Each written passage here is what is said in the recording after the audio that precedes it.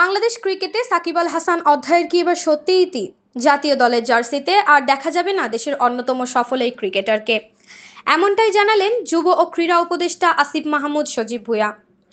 সামাজিক যোগাযোগ মাধ্যমে চলমান বিতর্কের মধ্যেই বিস্ফোরকে ঘোষণা দেন তিনি।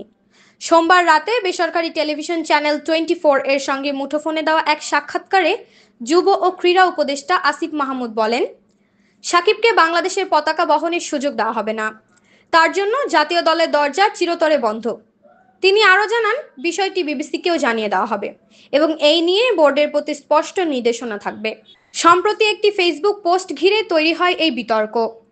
রোববার রাতে সাকিব আল হাসান পলাতক সাবেক প্রধানমন্ত্রী শেখ হাসিনার সঙ্গে একটি পুরনো ছবি পোস্ট করে লেখেন, শুভ জন্মদিন আপা। এই পোস্টের পরই ক্রীড়া উপদেষ্টা আসিফ মাহমুদ ফেসবুকে মন্তব্য করেন, আমি সঠিক ছিলাম, এন্ড অব দ্য ডিসকাশন।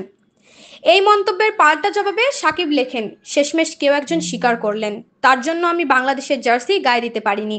এক ফেসবুক পোস্টের জেরেই আসিফ মাহমুদের সঙ্গে সাকিব 2 দিন ধরে পাল্টাপাল্টি ভার্চুয়াল লড়াই চলছিল। সামাজিক যোগাযোগ মাধ্যমেও এই নিয়ে চলছে তীব্র বিতর্ক। এদিকে আসিফ মাহমুদ পুনরায় স্ট্যাটাসে বলেন, যার হাত ছাত্র জনতার রক্তে রঞ্জিত তাকে দেশের পতাকা বহনের অধিকার দেওয়া যায় না।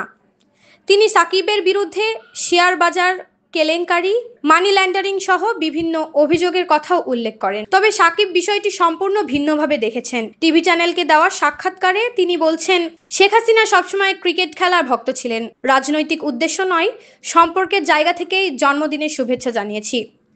সাকিব আরও দাবি করেন, রাজনীতিতে তিনি সক্রিয় ছিলেন না, শুধুমাত্র জনগণের অনুরোধেই নির্বাচনে অংশ নেন। সাকিব আল হাসান কি তাহলে বাংলাদেশের হয়ে আর মাঠে ফিরবেন না, নাকি সময় বদলাবে সিদ্ধান্ত? আপাতত সামাজিক যোগাযোগ মাধ্যমে চলছে আলোচনা সমালোচনার ঝড়, আর বাংলাদেশের ক্রিকেট প্রেমীরা অপেক্ষায় এই নাটকের পরবর্তী অধ্যায়ে।